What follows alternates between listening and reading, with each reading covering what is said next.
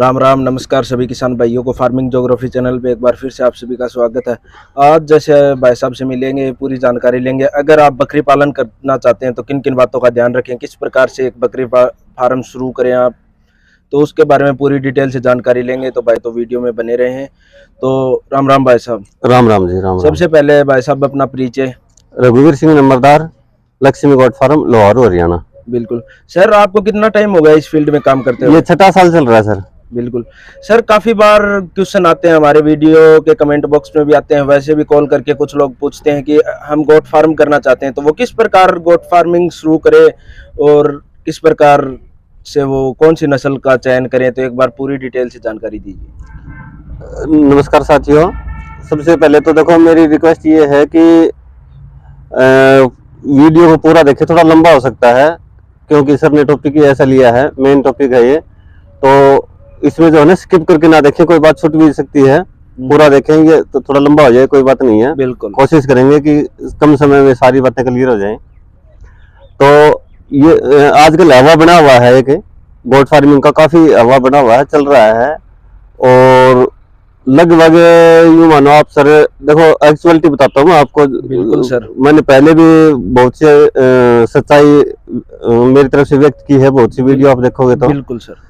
तो उसमें जो है ना 60% फार्म बंद हो रहे हैं, ऑल ओवर देखोगे ना आप। तो 60 फार्म बंद हो रहे हैं। उनका कारण ये है कि उन्होंने दूसरे की देखा देखी में फार्म बना लिए हैं।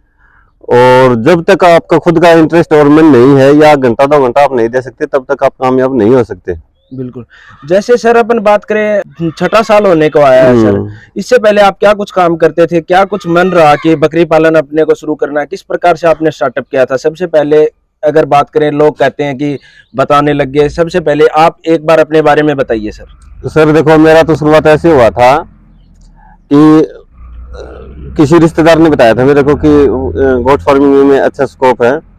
तो फिर मैंने जो है ना विद इन 20 डेज, बिल्कुल 20 दिन के अंदर अंदर अपना फार्म शुरू कर लिया था। मैंने शुरू किया था सिरोही बकरी से। बिल्कुल सर। उसके ऊपर अलग से मैंने बता रखा था, फिल्म बहुत लंबा हो जाएगा, शॉर्टकट में बताता हूँ मैं। तो सिरोही बकरी में लेके आया था, वो मैंने 8-10 महीने रखी। कुछ यहाँ से आके वो ब्याह गई थी। फिर मैंने वो 9,000, 10,000, 12,000 में वो सेल कर दी। बच्चे अलग से सेल हुए तो वो मैं बराबर हो गया उसमें। बिल्कुल सर। अब उस टाइम मेरे को पता नहीं था कि सिरोही क्या है, सोजत क्या है। वो मैंने जल्दबाजी में किया था 20 दिन के अंदर अंदर। उसके बाद मैंने सर्च किया, बहुत सी नस्लें निकल के आई भारत की, जिसमें जो है ना सबसे सुंदर और अच्छी कीमत वाली नस्ल मेरे को ये लगी, सोजत। तो मैंने सोचा कि सोजत का करेंगे। फिर 8-10 महीने बाद ही मैंने सोजत का शुरू कर दिया था तुरंत। बिल्कुल।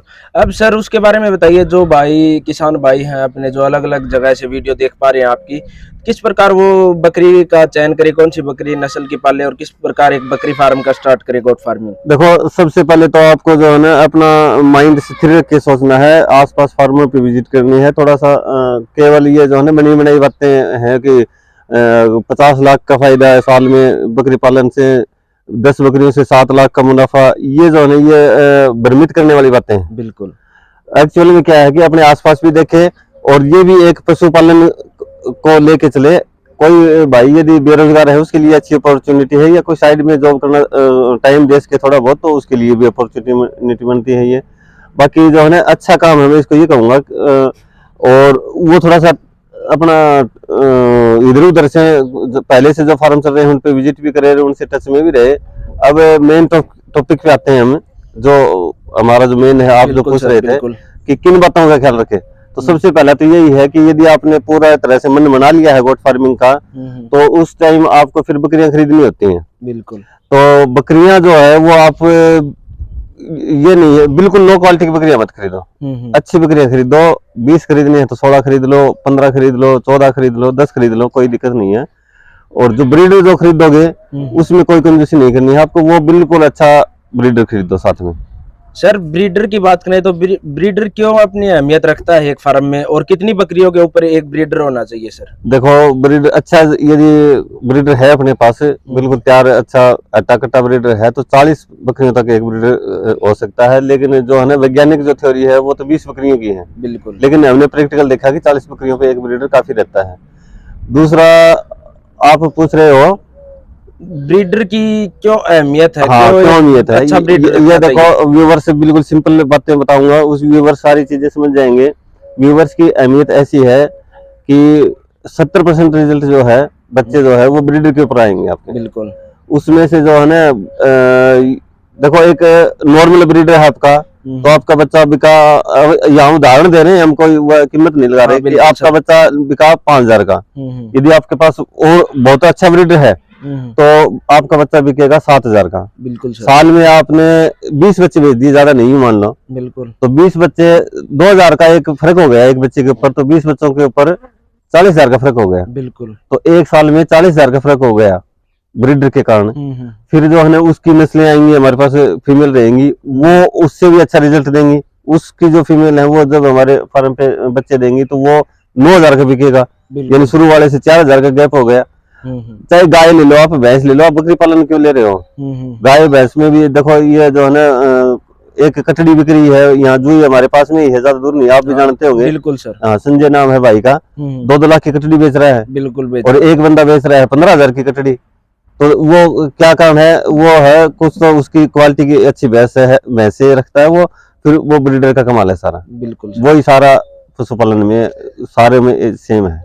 सर दूसरा क्वेश्चन ये आता है कि कितनी बकरियों से एक बकरी फार्म या गोट फार्म शुरू किया जा सकता है?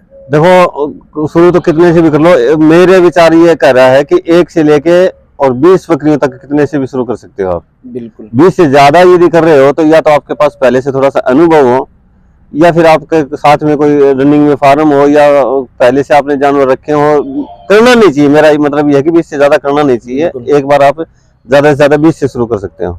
सर तीसरा क्वेश्चन आता है कि कौन सी नस्ल की बकरी का चयन करें? देखो नस्ल हम किसी को प्रमोट नहीं करेंगे। बिल्कुल। मैं ये कहूंगा आपके वीडियो में कि सोजत का कर लो, तो व्यूवर समझेंगे कि ये अपनी बकरियां अच्छी बता रहा है, अपनी बकरियां बेचने के चक्कर में है। अच्छी नस्ल जो है ना अपने जो भारत के अंदर 5-6 नस्लें हैं जो अच्छी चल रही हैं इस टाइम, और उनकी खासियत सभी की अलग अलग है। कोई दूध के लिए है, कोई मीट के लिए है, कोई खूबसूरती के लिए है। तो जैसे कि बिटल जो है वो दूध के लिए पाली जाती है। बिल्कुल सर। और जखराना वगैरह है वो मीट पर्पज के लिए पाली जाती है। खूबसूरती में यदि आप काम करना चाहते हो तो सबसे महंगी और सबसे जो है चलने वाली जो डिमांड है मार्केट में, वो आजकल इसका है व्हाइट में सोजत हैदराबादी क्रॉसिंग का अच्छा चलन है फिलहाल। आगे पता नहीं क्या हो क्या ना हो। सबसे पहले तो जैसे मन बनाना होगा कि वो किस पर्पज से बकरी फार्म गोट फार्मिंग शुरू करना चाहता है। हाँ। चाहे वो ईद का पर्पज हो, चाहे वो दूध का हो, किसी भी प्रकार का हो। हाँ, वो पर्पज लेके फिर उसके ऊपर काम करे। ये नहीं बकरियां दिख गई किसी के पास वही ले आया, उसने ये नहीं देखा कि मेरे को मीट पर्पज के लिए काम करना है या ईद के लिए काम करना है। तो अपना मकसद लेके चले, उसी हिसाब की बकरियां खरीदे। उसके बाद यदि सफल होना है, बकरियां आपने खरीदनी है, अपने फार्म पे आ गई हैं, तो सबसे पहला और मेन ये है कि साफ सुथरा रखे, साफ सफाई का ध्यान रखे, अच्छा साफ सुथरा खिलाए पिलाए उनको, फिर बकरियां स्वस्थ रहेंगी आराम से। और सबसे इसके साथ साथ जो वैक्सीनेशन है, टीकाकरण, उसका ख्याल रखे टाइम टू टाइम, उसमें जो है ना लापरवाही ना बरते। बिल्कुल सर। तीसरा एक चौथा क्वेश्चन ये आता है सर, जो फार्म है वो किस प्रकार से तैयार करे? बात करें खुले में चराना चाहें या फिर फार्म के ऊपर रख के चराएं, किस प्रकार वो फार्म में स्टार्ट कर सकते हैं? तो एक तो होता है देखो स्टॉल फीडिंग, एक होता है ग्रेजिंग। तो सेमी जो होता है ना, सेमी का मतलब दोनों, स्टॉल फीडिंग भी और ग्रेजिंग भी हो, वो सबसे बेटर है। यदि आपके पास व्यवस्था है तो ग्रेजिंग की, आपके पास बंदा भी है ग्रेजिंग के लिए, रोकी इस चीज में, आपके पास बंदा भी है ग्रेजिंग के लिए और जगह भी है, तो ग्रेजिंग आप करवाओगे तो आपकी जो कॉस्टिंग है वो भी कम हो जाएगी और बकरियां भी स्वस्थ रहेंगी। तो सेमी जो फीडिंग का जो फार्म है वो सबसे अच्छा फार्म है मेरे आइडिया से। बिल्कुल बिल्कुल। सर चौथा पॉइंट आता है कि जैसे जो बकरी ले आए अपने जो किसान भाई या फिर और वो अगर देख रेख की बात करें, खुद उसमें निर्भर रहे या फिर लेबर इम्पोर्टेंट है या फिर खुद? देखो ऐसा है कि अपने खुद के पास यदि टाइम है तो लेबर की क्या आवश्यकता है, और आपको इन्वॉल्व उसके अंदर रहना ही रहना है। ये नहीं है कि पूरा भाई मैं यहाँ बैठा हूँ और मैंने फार्म खुलवा दिया 50 किलोमीटर दूर और वहां पे लेबर छोड़ दी, तो देखो कुछ परसेंट जो है ना, कुछ क्या मैं तो कहूंगा कि 99% जो है ना वो आपके असफलता के चांस बन जाते हैं। हो सकता है आपको कोई ऐसा बंदा मिल जाए जो फार्म को सफल कर दे, लेकिन 99% चांस जो है वो आपको लॉस में जाने के बनेंगे। मतलब ये है कि एक पॉइंट ये निकल के आता है कि खुद को बंदे को काम करना होगा, ये नहीं है कि दूसरे के ऊपर निर्भर इन्वॉल्व जरूर रहना पड़ेगा, काम चाहे लेबर करे लेकिन उसके अंदर इन्वॉल्व जरूर रखे, अपनी नजर बिल्कुल जरूर रखनी है। सर अगर बात करें कि जो बकरियों की वैक्सीनेशन है वो कितने टाइम के बाद वैक्सीनेशन की जाती है, जैसे छोटा जो बच्चा होता है वो बड़ा होने तक की? देखो ऐसा है कि जब बच्चा 3 महीने का हो जाता है तो उसकी वैक्सीनेशन शुरू हो जाती है। 3 महीने से पहले वैक्सीनेशन इसलिए नहीं होती कि उसकी माँ को जो वैक्सीनेशन लगी हुई है वही बच्चे को काम कर जाएंगी। बिल्कुल 3 महीने के बाद उसकी वैक्सीनेशन शुरू हो जाती है। सबसे पहली वैक्सीनेशन जो है महत्वपूर्ण वो है PPR। बिल्कुल उसके बाद ETV भी होती है, FMD भी होती है। इस तरह की वैक्सीन आप करवा सकते हो फार्म पे, लेकिन इसमें जो है ना आपको चूक नहीं करनी, टाइम टू टाइम करवाते रहना है, बिल्कुल। चाहे नस्ल कोई भी हो। सर जैसे आप भी काफी टाइम का आपको एक्सपीरियंस है, आप भी कुछ बातें हैं जो किसान भाइयों को पहुंचाना चाहते हैं, जो बताना चाहते हैं कि वो किस प्रकार से अपने तरीके से, तो वो एक बार वो बताइए अपने किसान भाइयों। देखो ऐसा है कि साफ सफाई का ख्याल रखे, अच्छी बकरियां खरीदे, ब्रीडर के जो है ना वो टॉप का खरीदे। बिल्कुल उसके बाद जो है ना फार्मिंग के लिए और मेनली गोट फार्मिंग के लिए आपको 1 से 1.5 साल तक धैर्य बना के रखना है। यदि आपने धैर्य बना के रख लिया और किसी भी तरह से ऊंच नीच करके कैसे भी अपना जो है ना 2 साल पार कर लिए, फिर आप गोट फार्म को बंद नहीं करोगे। आप नजर दौड़ा के देख लो, जो मैं शुरू में अपनी बात हुई थी 60% बंद होने की, उसमें 60 के 60% ऐसे फार्म मिलेंगे आपको जो 2 साल के अंदर अंदर बंद हुए हैं। जिसने 2 साल पार कर लिए कैसे भी करके, वो फार्म आज तक बंद नहीं हुआ। मैंने तो देखा नहीं है, हो सकता है 1-2 आपकी नजर में हो तो मिल जाए। कमेंट भी कर दें, यदि कोई विशेष टॉपिक के ऊपर कोई पूछना चाहे तो हम उसके ऊपर भी आगे टाइम मिला तो आपकी इजाजत हुई तो वो वीडियो बना देंगे। बिल्कुल सर। हाँ, कोई जानकारी लेना चाहें तो। सर एक बात और निकल के आती है कि जैसे 15-20 बकरी अपन ले आए फार्म पे, उनसे बकरी फार्म स्टार्ट कर लिया, कितने टाइम बाद बकरियों की सेलिंग स्टार्ट करनी होती है सर?